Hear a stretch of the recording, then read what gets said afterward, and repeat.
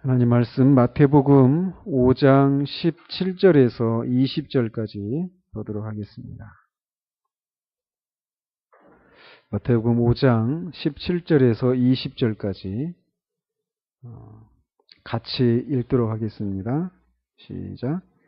내가 율법이나 선지자를 폐하려 온 줄로 생각하지 말라. 폐하러 온 것이 아니요 완전하게 하려 함이라. 진실로 너희에게 이르노니 천지가 없어지기 전에는 율법의 1.1획도 결코 없어지지 아니하고 다 이루리라. 그러므로 누구든지 이 계명 중에 지극히 작은 것 하나라도 버리고 또 그같이 사람을 가르치는 자는 천국에서 지극히 작다 일컬음을 받을 것이요 누구든지 이를 행하며 가르치는 자는 천국에서 크다 일컬음을 받으리라. 내가 너희에게 이르노니 너희 의가 서기관과 바리새인보다 더 낫지 못하면 결코 천국에 들어가지 못하리라. 아멘. 모든 그리스도인은 빛의 삶을 살아가야 한다라고 말씀드렸습니다. 그렇게 살지 않는 것은 모순되기 때문이다라고 말씀드렸죠. 빛의 삶을 살기 위해서는 우리의 타고난 인간적인 능력이 아니라 성령의 소욕을 따라 살아야 하고 그렇게 산 결과는 하나님께 영광이 돌려지는 것이다 라고 하는 것을 지난주에 말씀을 드렸습니다. 지금까지 주님은 이렇게 하나님 나라의 특성, 특별히 하나님 나라의 백성들의 특성 또는 품성에 대해서 가르치셨습니다. 그리고 하나님 나라의 백성이 세상에서 소금과 빛으로서 어떻게 존재해야 하는지도 이렇게 말씀하셨습니다. 그러면서 이제 그렇다면 이런 삶을 살아가는데 이런 것이 어떻게 이루어지는가에 대해서 자연스럽게 질문이 나오기 마련입니다. 그 한마디로 하나님 나라의 백성의 삶은 의의 삶이다라고 말씀드릴 수 있다라는 겁니다. 따라서 주님은 이 7장 14절까지 해서 기독교인이 하나님 나라의 백성된 그리스도인이 살아야 할 의에 대해서 구체적으로 가르치시기 시작합니다. 그러면서 이제 오늘 본문은 앞으로 전개될 그 의에 대한 가르침에 대한 서론적인 그런 서론에 해당한다고 할 수가 있습니다. 주님은 기독교인이 살아야 할 의로운 삶에 대해서 구체적으로 다루시기 전에 이렇게 서론적으로 먼저 오늘 본문과 같은 말씀을 하고 계신 것입니다. 기독교인이 구체적으로 어떻게 의로운 삶을 살아야 하는가를 먼저 말씀하시지 않고 그런 삶을 살아야 하는 큰 원리를 먼저 제공하고 계시다라는 거예요. 그래서 요한 1서를 우리가 강의하면서도 말씀드렸지만 우리가 그리스도인의 삶을 살아가는 데 있어서 실패하는 많은 원인 중에 하나가 우리가 어떻게 살아가야 하는가에 대해서 먼저 이론적인 어떤 근거와 원리를 알아보기도 전에 곧장 적용하는 대로 실천적인 삶으로 뛰어드는데 우리의 실패 원인이 있다라고 말씀드렸습니다. 오늘날의 그리스도인들은 이런 식의 이 가르침들을 못 견디합니다. 곧장 어떻게 하라는 것이냐라고 이렇게 묻고 곧장 어떤 삶을 그리스도인의 삶을 살아가려고 하는 그런 모습을 보인다는 얘기죠. 그래서 이렇게 처음에 와서 교회 안에 들어와서도 말씀을 통해서 그리스도인이 어떤 누구고 어떻게 살아야 되는가, 왜 또 그렇게 살아야 되는가 이런 것들을 차분히 배워야 되는데 곧장 마르다처럼 분주하게 이것도 하고 저것도 하고 하는 그런 분주한 그런 기독교인 어떤 행동을 하려고 하는 이런 모습들을 보이는 사람들이 교회 안에 많다라는 겁니다. 그러나 그렇게 해가지고는 분명히 자신이 실패하기 마련인데 자신이 왜 실패하는지도 모르고 또 어디를 향해서 가는지도 모르고 따라서 성장하는 것은 요원하다라고 말씀드릴 수 있다는 거죠. 그렇기 때문에 주님은 이렇게 그리스도인의 삶이 의로운 삶을 살아가야 되는 것인데 의롭게 살기 위해서는 어떻게 해두는가 하면서 21절에 있는 것처럼 살인하지 말라라고 말했잖아.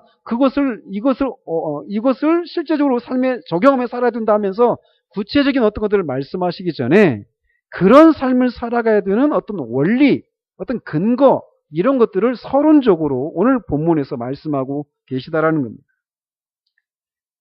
주님은 내가 율법이나 선지자를 폐하러 온 줄로 생각하지 말라. 폐하러 온 것이 아니라 완전하게 하려 함이라. 진실로 너희에게 이르노니 천지가 없어지기 전에는 율법의 1.1획도 없어지지 아니하고 다 이루리라 라고 말씀하십니다.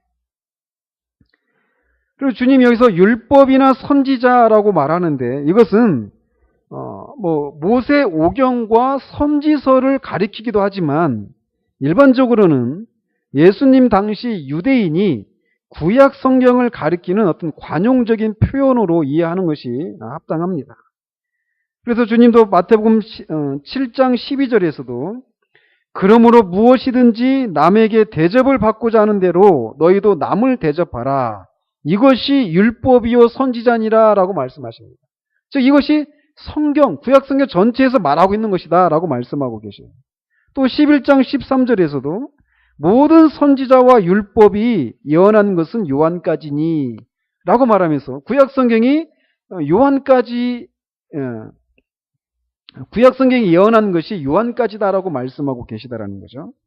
그러면서 어떤 계명이 가장 큰 계명이냐라고 하는 이 율법서의 질문에 대해서 하나님을 사랑하고 이웃을 사랑하는 것이 가장 첫째 되는 계명이고 둘째 되는 계명이다 이렇게 말씀하신 후에 이 두 계명이 온 율법과 선지자의 강령이니라 라고 말씀하십니다. 즉 율법과 선지자는 구약 성경 전체를 가리킨다라고 말씀드릴 수 있다는 거죠. 주님이 이렇게 17절과 18절 이 두 절을 통해서 자신이 가르치시고자 하시는 것이 이 구약의 가르침을 폐하기 위한 것이 아니다. 오히려 그것들을 완전하게 하기 위해서 오셨다라고 말씀하고 계십니다. 즉 주님이 이제 가르치시는 이 내용이 구약의 가르침과 모순되지 않고 그것과 일치하는 가르침이다라고 말씀하고 계신 것이에요. 그리고 또 19절을 통해서는 율법의 작은 계명까지도 반드시 지켜야 한다라고 말씀하시면서 20절을 통해서는 그러나 이 하나님 나라의 백성의 그 의의는 바리새인과 서기관들의 의의보다 나은 것이어야 한다라고 말씀을 하고 계십니다. 그렇게 말씀하시면서 자신의 가르침이 바리새인과 서기관들의 가르침들과는 다르다라고 천명하고 계십니다. 우리는 이 두 가지 사실, 즉 주님의 가르침은 구약의 가르침과 다르지 않고 우리 일치한다라고 하는 것과 그러나 이 주님의 가르침이 바리새인들과 서기관들 또는 율법사들의 가르침들과는 다른 것이다라고 하는 이 두 가지 사실을 기억하고 있어야 합니다.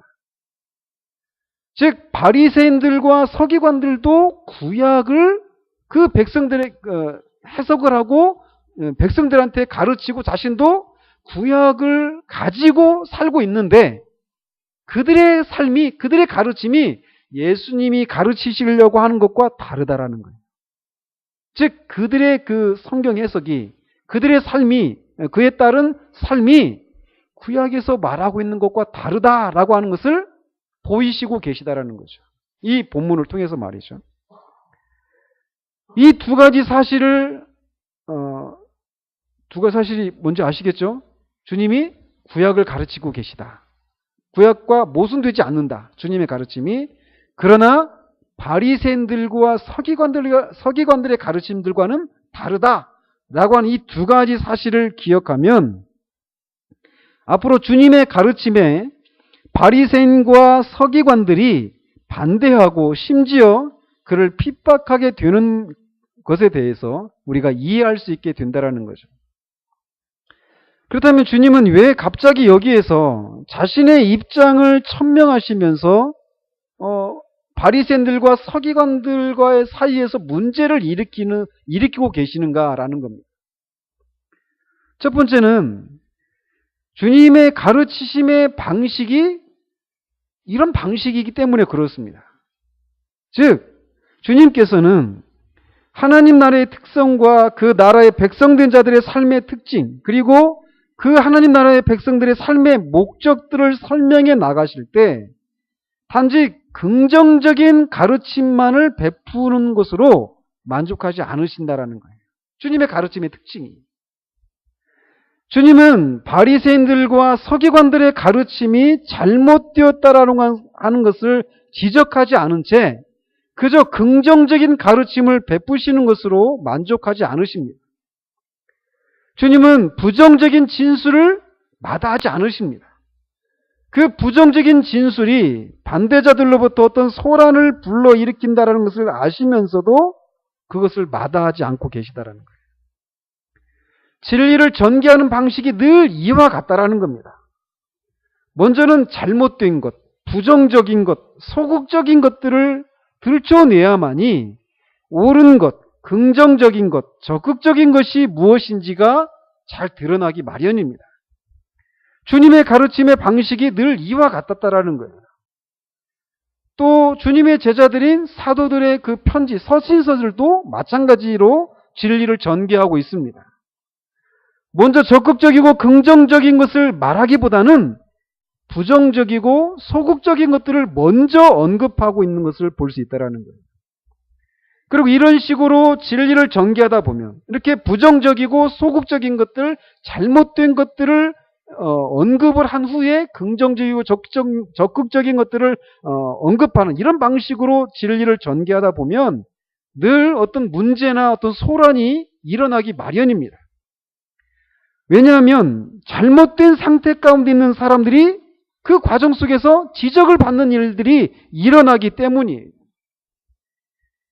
그러나 이런 소란이 일어나지 않는 동안에는 사람은 결코 자신이 옳다고 생각하고 있는 것들이 과연 옳은 것인가에 대해서 진지하게 고민하지 않습니다. 우리는 신앙생활을 하거나 일반적인 삶을 살아갈 때 우리에게 어떤 문제나 소란스러움이, 어떤 투쟁이 일어나지 않기를 바라는 마음이 있습니다.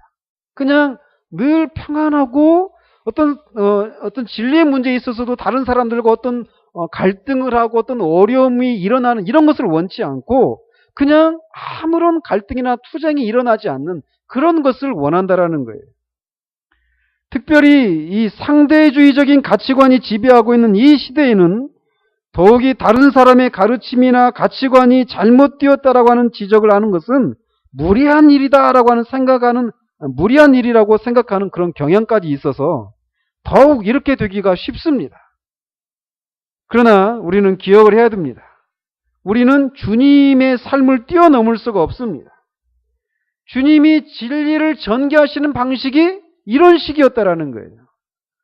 그렇기 때문에 오늘날의 교회 안에서의 가르침들이 잘못되었다라고 하는 지적이 없이 또는 어떤 사람의 삶이 잘못되었다라고 하는 지적이 없이 옳은 것 또는 어떤 궁극적인 어떤 진리를 긍정적인 진리를 전개해 나갈 수는 없다라는 것입니다.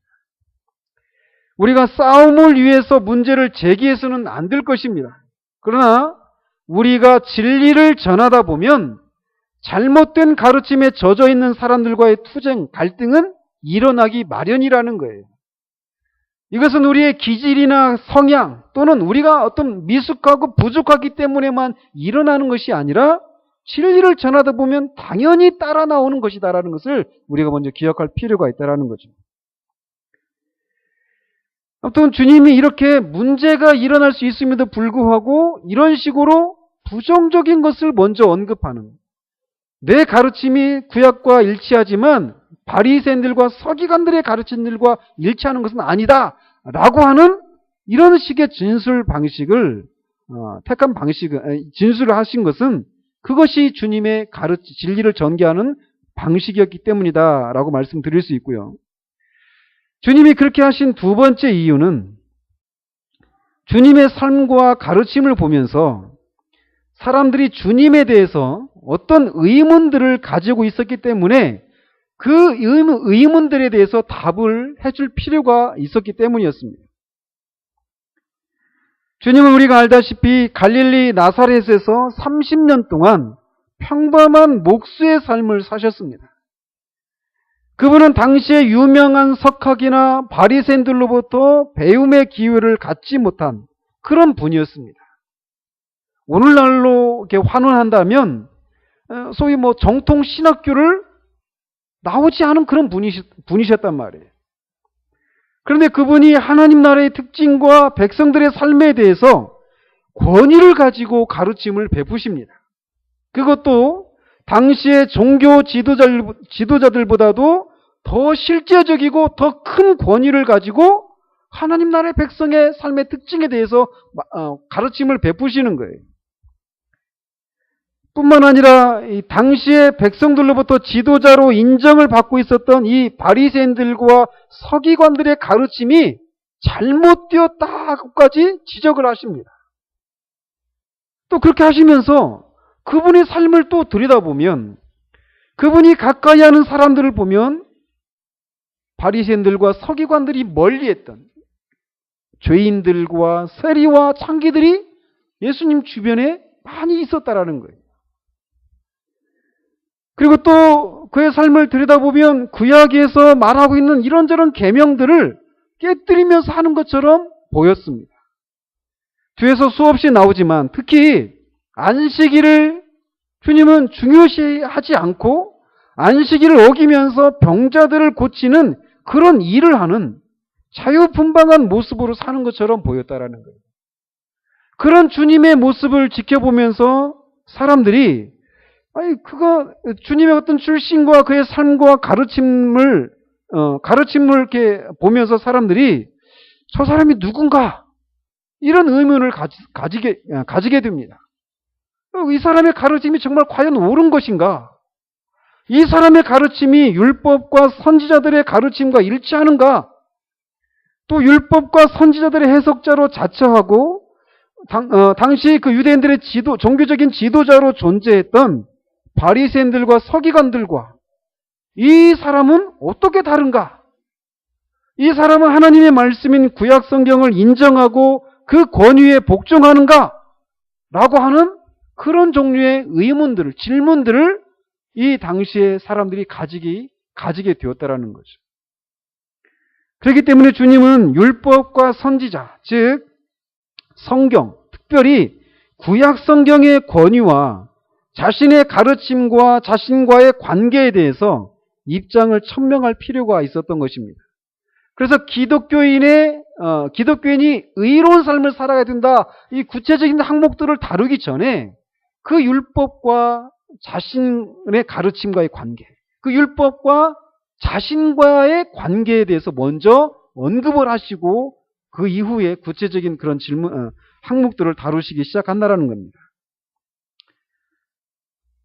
자, 주님은 그의 삶과 가르침을 살피면서 사람들이 가지고 있는 의문들에 대해서 오늘 본문을 통해서 이렇게 대답하고 계십니다. 그리고 이 주님의 대답은 주님 당시에 있었던 사람들을 향한 대답일 뿐만 아니라 이것은 동시에 구원받은 오늘날을 살아가는 우리 그리스도인들에게도 해당되는 답이기도 하다라는 거예요. 즉 그리스도인의 삶에 있어서 율법이 어떤 위치를 차지하는가에 대한 문제를 오늘 주님이 답하고 계십니다. 그런 여러 가지 질문에 대한 주님의 답을 다시 한번 들어보시기 바랍니다. 내가 율법이나 선지자를 폐하러 온 줄로 생각하지 말라. 폐하러 온 것이 아니요 완전하게 하려 함이라. 진실로 너희에게 이르노니 천지가 없어지기 전에는 율법의 1.1획도 결코 없어지지 아니하고 다 이루리라 라고 말씀하십니다. 율법과 선지자는 좀 전에도 말씀드린 대로 구약 성경 전체를 가리킵니다. 즉 주님은 구약 성경을 폐하려고, 즉 구약 성경을 무효화시키기 위해서 오신 것이 아니다라고 먼저 말씀하십니다. 오히려 18절에 있는 것처럼 천지가 없어지기 전에는 곧 주님의 재림을 통해서 임하게 될 세상의 종말까지 율법의 1.1획도 결코 없어지지 않을 것이다 라고 말씀하십니다. 즉 예수님의 삶과 가르침을 보면서 아니, 저 사람이 뭐, 이렇게 우리가 들었던 것처럼 우리에게 성경을 해석해 줬던 그 바리새인들과 서기관들과 다른 가르침과 다른 것 같은 삶을 살아가는 것을 통해서 저 사람이 그 율법을, 하나님의 말씀을 피하려고 온 것인가, 무효화시키려고 온 것인가 라고 하는 그런 의문에 대해서 주님이 아니다 라고 말씀하신다라는 거예요. 나는 율법의 1.1획도 그 세상 끝날까지 다 이루어져야 된다라고 말씀하시는 거예요. 율법의 1점, 여기서 말하는 1점이란 히브리어 알파벳 중에 요드라고 하는 그런 알파벳이 있습니다. 이게 모음 중에 하나인데, 뭐 어떤 게 뭐죠? 어퍼스트로피라고 하는 그런 거 있잖아요. 그러니까 위에서 딱 점으로 찍는 거. 그런 1점이 바로 그걸 가리킵니다. 그리고 1획은 이 글자와 글자 사이를 구분시키기 위해서 이렇게 짧게 내리긋는 어떤 선이 있습니다. 이거를 이제 뭐 셰리프라고 하는데, 아무튼 그런 것을 가리켜요. 즉 붓 한 번으로 그냥 살짝 점만 찍어도 되는 거예요. 살짝 이렇게 그을 정도로, 움직인 정도로 아주 작은 내용조차도 구약 성경은 다 권위를 가지고 있고, 이 하나님께서 내신 율법의 아주 미세한 부분에 이르기까지 모두 성취되고 실현되기까지는 하나님의 율법은 지속되고 효력을 계속해서 발생할 것이다 라고 말씀하고 계시는 거예요. 왜 그러느냐? 하나님의 율법은 절대적이고 완전 무결하고 변할 수도 없고 영원하기 때문에 이 하나님의 법은 절대로 없어지거나 무효화시키거나 약화시킬 수가 없다라고 먼저 선언하고 계신 것입니다. 또한 자신이 오신 것은 율법을 폐하기 위한 것이 아니라 오히려 완전하게 하기 위해 오셨다라고 말씀하십니다. 완전하게 하기 위해서 오셨다라고 한 이 말은 구약의 가르침이 뭔가 부족했기 때문에 거기에 어떤 내용을 더 첨가하고 보충하고 수정하기 위해서라고 하는 의미가 아닙니다. 완전하게 하려 합니다. 이 말은 구약에서 말하고 있는 모든 것이 온전히 성취되고 그것을 성취하고 이루기 위해서다라고 말씀하고 계신 거예요. 즉 예수님은 이 말씀을 통해서, 즉 자신이 오신 것은 구약에서 말하고 있는 그 모든 것들을 성취하기 위해서 왔다라고 말씀하고 계신 거예요. 그러니까 구약을 폐하기 위해서 왔다, 그런 의문이랑 갖지 말라라는 것입니다. 즉 주님은 이 말씀을 통해서 구약이 목표하고 있는 것이 바로 주님 당신 자신이심을 말씀하고 계신 것입니다. 율법과 선지자 안에 있는 모든 것은 그리스도 안에서 정점에 달하고 주님은 율법과 선지자의 성취라는 거예요. 주님은 이런 선언을 통해서 구약 성경은 하나님의 말씀의 권위를 가지고 있음을 먼저 천명하고 계신 것입니다. 구약 성경은 신약 성경과 같이 영감되어서 무호한 하나님의 말씀이라는 거예요. 그리고 자신의 가르침이 이런 구약의 권위에 모순되거나 배치되는 것이 아니라라고 말씀하고 계십니다.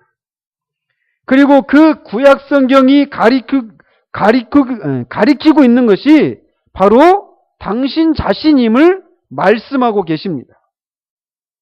그렇기 때문에 주님은 자신이 구약 성경에 대한 유일한 권위자다라고 말씀하십니다. 그래서 우리가 뒤에서 살펴보겠지만 주님은 몇 차례에 걸쳐서 옛사람에게 말한 바 이렇게 말했지만 나는 너희에게 이르노니 라고 하시면서 신적인 권위를 가지고 말씀을 하신 것입니다. 따라서 여기서 우리는 구약에 대한 해석의 한 가지 중요한 원리를 얻을 수 있는데, 그것은 뭐냐? 구약은 그리스도, 오실 메시아에 대한 예언이다라는 것입니다. 구약의 율법과 선지자가 오실 메시아에 대해서 말했는데 주님이 바로 그 메시아라는 것입니다. 따라서 구약을 살피면서 단지 도덕적이고 윤리적인 메시지만을 말한다라면 구약이 가리키고 있는 것을 제대로 파악하지 못한 것이다라고 말할 수 있다라는 거예요. 그래서 루터가 레위기를 살피면서 구약은 그리스도다라고 그렇게 외쳤다고 말을 합니다. 그런 것처럼 구약에 나오는 그 모든 어떤 제사제도와 성막과 왕과 어떤 시편, 어떤 지혜서, 창조기사 그 모든 것들이 다 오실 메시아와 관련되어져서 전개되고 있는 진리라는 것이에요. 주님은 이런 말씀을 통해서 이 성경의 처음부터 구약의 그 모든 내용이 진리다라고 하는 것을 말씀하고 계시다라는 것입니다. 이처럼 신약 성경과 마찬가지로 구약 성경도 성경이라는 거예요. 그리고 구약 성경은 예수 그리스도를 가리키고 있다라는 것입니다. 그렇기 때문에 어거스틴은 신약 성경은 구약 성경에 잠재해 있고 구약 성경은 신약 성경에 개방되어 있다 이렇게 말을 합니다. 그러니까 구약 성경을 읽을 때 신약의 빛으로 읽어야 된다라는 것이죠. 구약의 1.1획도 패하지 않고 완전하게 하기 위해 오셨다라고 하는 이 주님의 말씀은 우리에게 몇 가지 질문을 불러일으킵니다. 즉 구약의 율법을 지금 시대에도 문자 그대로 지켜야 하는가? 주님이 명백하게 말씀하시고 19절에 말씀하고 계신 것처럼 작은 계명도 다 지켜야 한다라는 거예요. 그렇기 때문에 이 구약의 율법을 지금 시대에도 문자 그대로 지켜야 하는가? 그 전부를 지키는 것이 아니다라면 어느 정도까지 지켜야 하는가? 또는 주님이 율법을 모두 성취하셨다면 더 이상 우리는 율법과 상관이 없는 것인가? 우리가 주님이 하신 일을 믿음으로, 즉 은혜로 구원을 받았으니까 우리는 더 이상 율법을 지키지 않아도 되는 것인가? 그리스도인은 율법의 정죄를 받지 않고 더 이상 율법 아래 있지 않다라고 사도 바울이 말하고 있는데 그리스도인에게 있어서 율법은 어떤 위치를 차지하는가? 이런 질문들이 생기게 된다라는 거예요.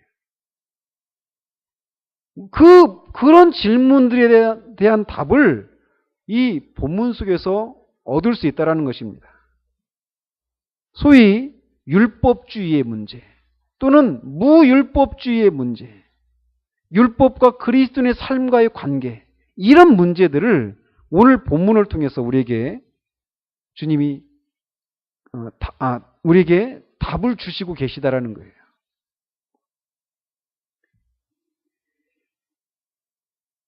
우리는 이런 문제들을 이제 이 본문을 통해서 다룰 것입니다.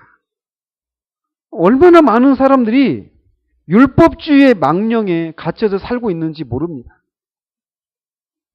다음 주에 이런 내용들을 살필 터인데 이런 율법주의의 망령에 사로잡혀 있는 사람들은 그냥 주님을 위한 열심이 없는 사람들이 그런 모습을 보이고 있는 것이 아니에요. 오히려 주님을 위한 열심을 가진 사람들 속에서 오히려 이런 오류들을 발견하게 됩니다.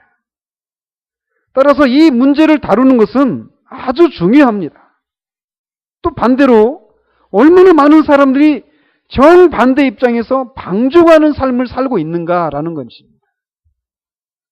사실은 은혜로 구원받았으니까 율법을 지키는 이런 행위와 아무런 관계가 없다. 이런 식의 말은 그렇게 하지 않지만 실천적으로 그렇게 살고 있는 사람들이 자신은 그리스도인이다라고 말하는 사람들 속에서 많이 보이고 있는 시대를 우리가 살고 있다는 거죠.